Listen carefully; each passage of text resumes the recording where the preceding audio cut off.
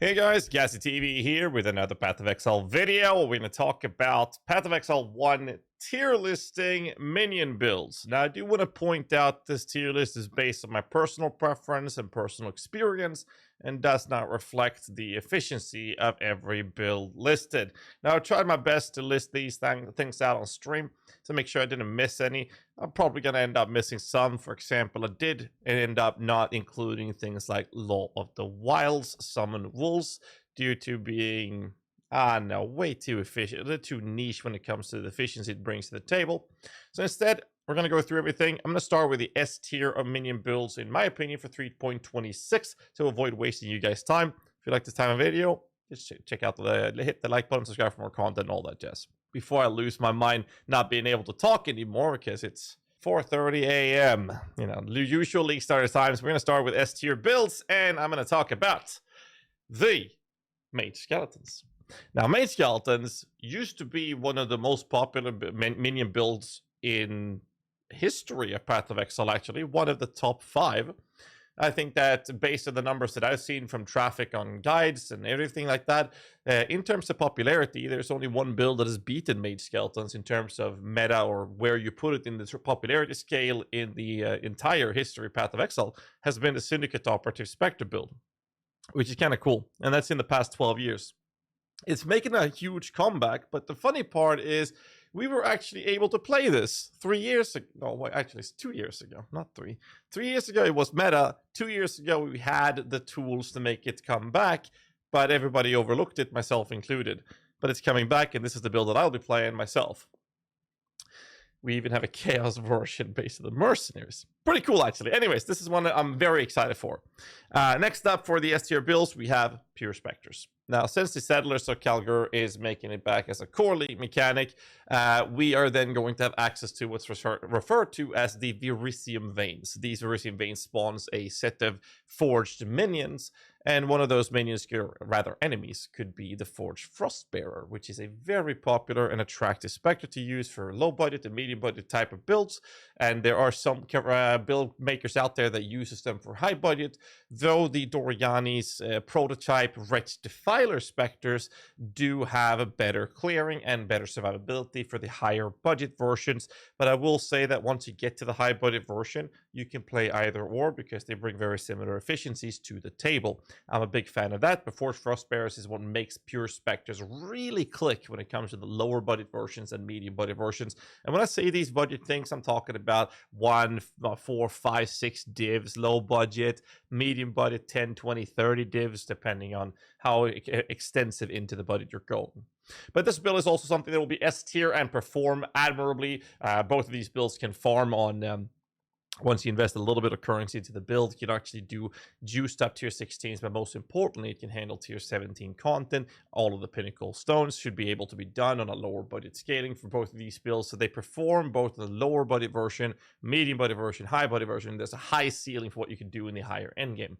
For example, both of these builds will actually be leveled with Absolution in the campaign, and then in the early mapping stage, the Pure Spectre build basically goes into Pure Spectres as soon as you get access to Forged Frostbearers and you have at least 3 Spectres. Whereas the Mage Skelly build, you actually go from Absolution leveling and you need to get the Matas Scepter and the Ancient Skull Helmet before you can switch to Skeleton Archers and then in medium budget go into Mages. So they're pretty cool, but they do offer the range from start to finish. The next build I'm going to talk about, a big shout out to Previ. He's the creator and basically the godfather and the master behind Bama builds. And it is an extremely click spammy playstyle. I personally am not a big fan of playing Bama, but I am a huge fan of the actual build itself. It brings insane performances. And the only negative part that we'll have to say here, which does affect everyone, I guess, is that we've played Bama, or most people have played Bama. In the same way, it's going to be played in 3.26 for a long, long time. That's also why I'm not really interested in League starting with Spectres, because we've been playing that for a long, long time. But it is an S tier build. I'm not here to talk about which build is the most fun for me to play. I'm here to tier list the builds for you guys in my personal preferences. Bama is without a doubt a top 3 contender for S tier builds. In the A tier, we are starting with the classical Poison SRS build. Now, this is a build that has a similar issue as most Poison builds have, in that it performs, but at the same time as before, it does lack the efficiency of getting that damage instantaneously applied. It has a ramp-up time, and is often in many builds kind of inflated with things like increasing the duration of the poison, which means that it takes even longer time before that damage application is applied. Now, I will say that poison minion builds in general are very strong. We have quite a few options around there, ranging from Zoo to SRS to animate weapon and DB and stuff like that. But it is still performing just as before. With the Mercenary 3.26 League Secrets of the Atlas, we do have access to what seems to be a conversion rate of fire into chaos to maybe get a little bit more damage. I'm not sure how worth that is, but they will be an A tier in my opinion because of it being poison. There's a limit to the higher end ceiling. However, both early game stages, medium budget, high budget options, are all covered by the Poison SRS, and also the progression of it is very, very smooth. You can play with this quite early on, and it brings a lot of good performance to the table. Some people might even label this as an S tier. I would call it an A plus tier because it is poison after all. But most importantly, same thing like I talked about when it comes to Spectres and Bama builds. We have played Poison SRS for so long.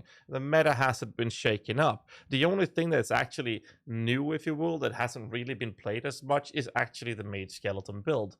Either way, the next S tier, sorry, not S tier, but the next A tier build is actually, again, the Poison Seal. Little shout outs to Helmbreaker, one of the guys I've been working a lot of time with when it comes to making builds in the community for the minion build specifically, and the actual cold version of Zoomancer. Lately, Helmbreaker is making his own written guides, and he made a Poison Zoo build. I think that the Poison Zoo is to some degree both better and worse than the Poison SRS. I'm a big fan of the Zoomancer playstyle, but the problem is, again, it's poison. It does perform better than the cold version at the moment, and I think that Zoomancer is lacking in terms of efficiency compared to the S tier builds, which is why I'm placing it in A tier. But it does, just like the S tier builds and just like the Poison SRS, it gives you great performance on the lower end scaling. The leveling is fine, the gearing is simple, defense is there, damage is there, depending on how much currency you want to invest into it. But just like the Poison SRS, it suffers from the whole poison-related issues with ramp-up time and in the high-end game ceiling for those people that really want to juice up and min-max your stuff. But that aside, the build is a great build. Same thing with Poison SRS, and same thing with the S-tier builds. They're all perfectly fine to play with. But again, I want to emphasize that I am personally extremely bored with playing the same thing over and over again that we've been doing for a long time, which is why I'm not going to be playing these builds, and I will instead play with something that we haven't done in 3 years. Another A-tier build is, again, Poison Holy Relic. Standard minion leveling, absolution kind of approach in most cases, at least for necromancers. And then when you have the needed items to switch to Holy Relic, you would do so, and that is Holy Relic of Conviction. But again, this suffers from the regular poison issues, and again, we have played this build so many times over a very long time. I don't want to touch this again because I'm bored of it, but it also suffers the high-end damage scaling for the ceiling for what you can do in terms of efficiency, and that is literally why all of these poison options goes down to an A tier in my book instead of an S tier. They all perform very well. Play them at your leisure. On to the B tier list, I do want to talk about Cheerleader Dominating Blow. Now, I was hoping I'd have this POB'd and readied and talked with Lolash, my right-hand man, when it comes to PoE 2, actually. And the forefather, the actual creator of the Cheerleader support build, who we went together with and made a minion version out of. You can't level with a Cheerleader build. That is the main reason why this is on a B tier. Because I think this is an A tier build, maybe even A+, but it's a B tier in my book because you can't level with it. You'll have to level with like Sunder or some stupid shit to get some specific items to get going. However, once you do have those items, this build got giga buffed in the patch notes. And I mean giga buffed. We're using a body armor called Perfidy in here to get the Valor stuff approached. and you get that for free now in the Champion's actual Ascendancy nodes and a few other changes. It's just obnoxious. It's so good with these changes that Lolash and I sat on stream earlier today before this recording and decided that, hey, we're going to rebuild it from the ground up and see if we can make any vast improvements to it as a result of this, other than just changing the body armor. But because you can't level with it, I have to put it a B tier because I'm looking at these tier listings more of a broad general approach. Next build in the list for B tier is actually the Warcry Chieftain Animate Weapon, which again, my man Lolash was actually the participant in creating this beast. This is the last build I played in Settlers League, and we brought this up to giga high budget. We even made a mirror helmet for this. It was amazing.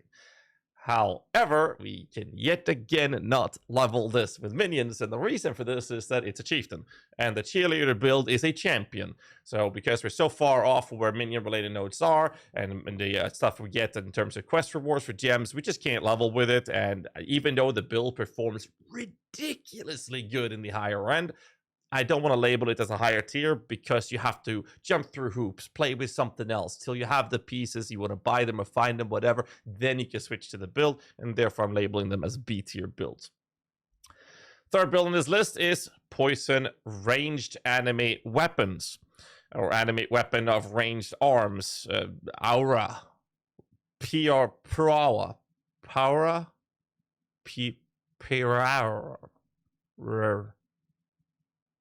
Whatever. P-Raw sounds good enough. Early on, they're more than fine. Animate Weapon is great early on. You can even level with melee Animate Weapon or just stick to leveling with Absolution. It's perfectly fine. However, the problem with the P-Raw is that they lack in, or the build lacks in defensive layers. This is a common issue with budget-friendly approaches on the north side of the skill tree, unless you want to use up some currency to fix that. The problem is Animate Weapon requires some investments to keeping them alive, and that comes at a cost, either in damage or personal defenses, to maintain the budget approach. And I decided with the build I made for this to cut the personal defenses, since you have so many minions soaking up aggro. And because of this, in the current state of the game, I'm labeling that as a B tier build. Moving on into the C tier. That's getting real bad, right? Nobody plays this, right? In the C tier build, we have Absolution. I used to love this, actually.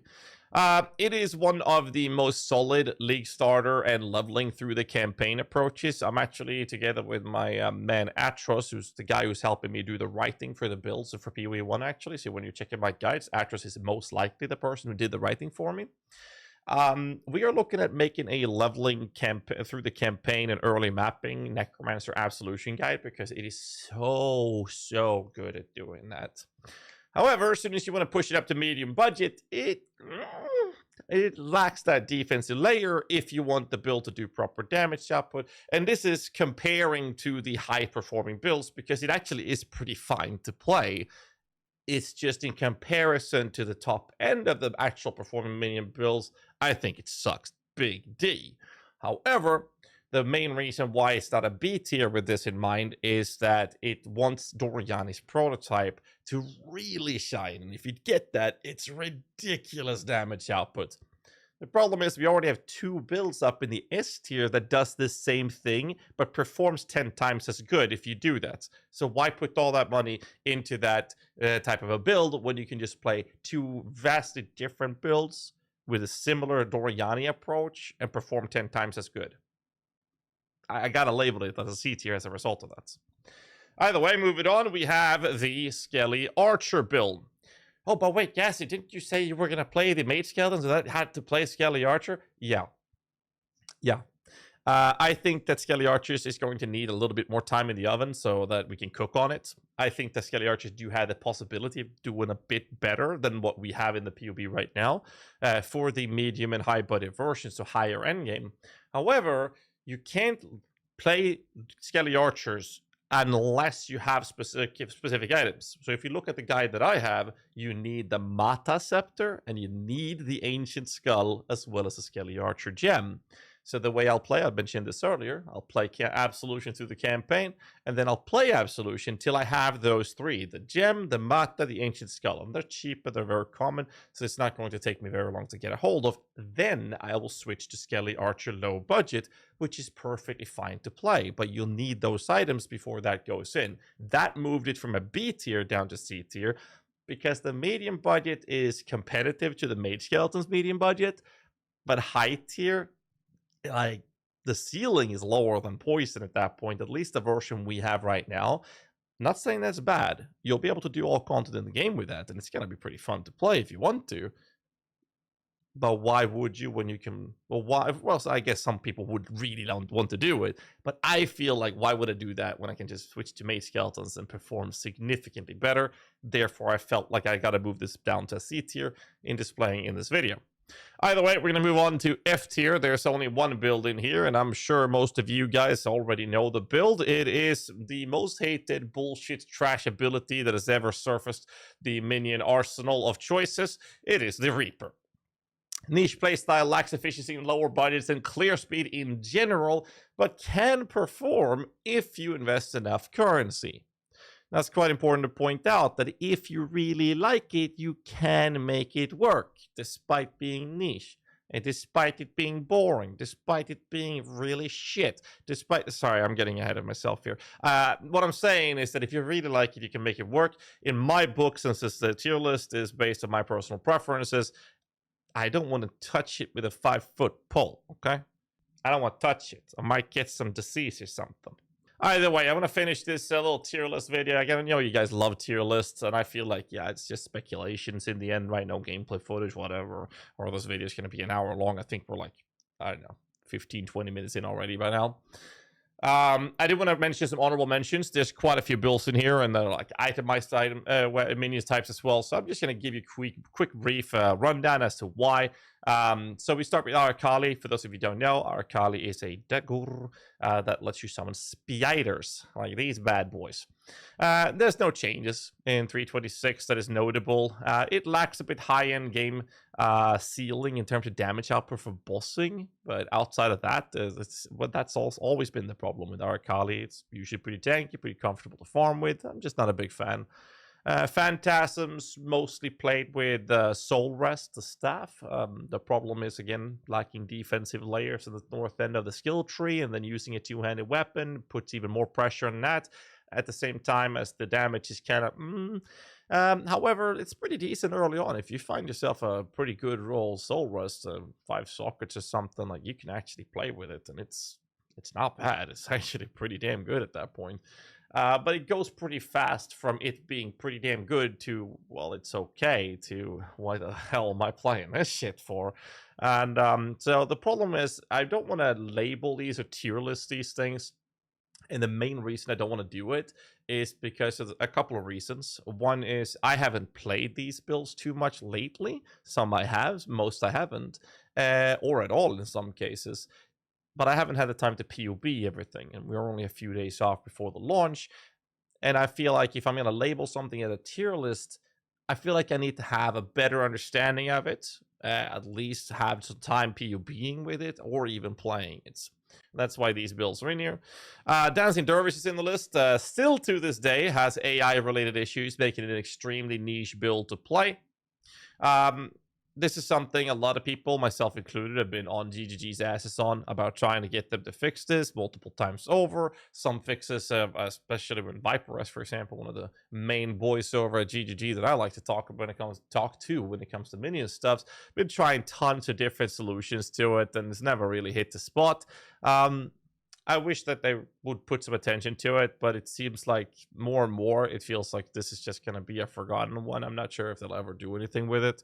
It's just in the pile of rubbish uniques that needs some actual, like the way Mark put it in the Destiny interview, it needs a fresh coat of paint. Zombies, they lack severely in terms of performance outside of very niche approaches, such as the Sir Mustache, or also known as the Zombie Father, who has the only zombie-focused build that I've seen that works rather well. It's a bit niche, but I will point out that a big little shout-out to Mr. Sir Mustache, Zombie Father. I know Game Report is very, very known for doing AFK Blight stuff, and he does normally, last I checked at least, utilize both zombies and golems. But I'm specifically referring to full focus on zombies alone, and I'll have to give Sir Mustache the credit for that if you were to want to play that kind of build. A Dark Pact is another thing in this honorable mention. It is not really a minion build, but everyone's on me about it, so I did want to talk about it. They don't have any transfigured gems. We haven't seen any new transfigured gems in 84 years. And since the removal of all call to gems, we can't really play it. But people have been asking me, so I figured I'll just sneak this in here, even though I don't really consider it a minion build. I consider it a caster build with a playstyle that just uses skeletons as a proxy. Anyways, right now skeletons will die on single targets, so you can't really keep them up like you could in the past, and therefore it just gets a bit of an annoying playstyle. But you can very easily get over 100, 200 million Shaper DPS with a Dark Pact build without that costing an arm and a leg. The problem is you'll have that DPS till skeleton's dead, then you have to stop your casting, summon new skeletons, and then do the damage again, and I don't like it. Herald of Agony, insane tankiness. Runs some issues on keeping virulence stacks up. Basically, the amount of virulence stacks, the more damage you do, and you do that with the mechanic of the Herald of Agony. The problem is that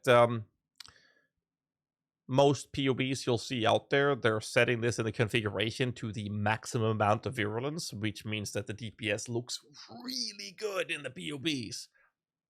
And then when you calculate how many hits you optimally can actually apply, well, on single target, you'll never, ever, ever be able to reach the max virulence stacks, which in my book, or in my opinion, is basically telling us that the POB is inflated. It looks way better than it is. When you're clearing maps, sure, you'll hit max virulence stacks, no problems, that's easy.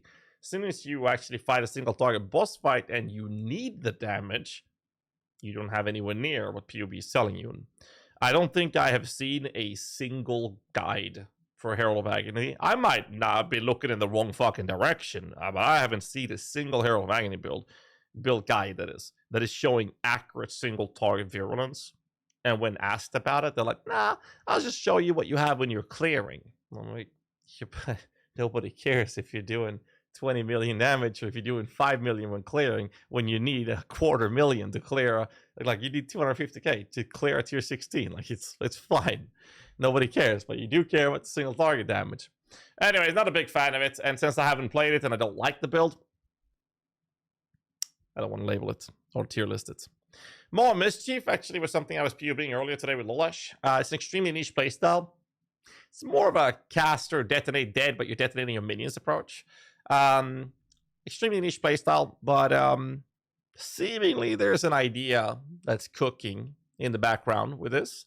But I don't really consider it too much of a minion build. But then again, Popcorn SRS, that's kind of a minion build, you know. But More Mischief does have a little something we could play around with, so we're going to let that stay in the oven a little bit, and we'll see how it happens. But since I haven't touched it since, I don't know, several years back, I'm not going to label that as a tier list.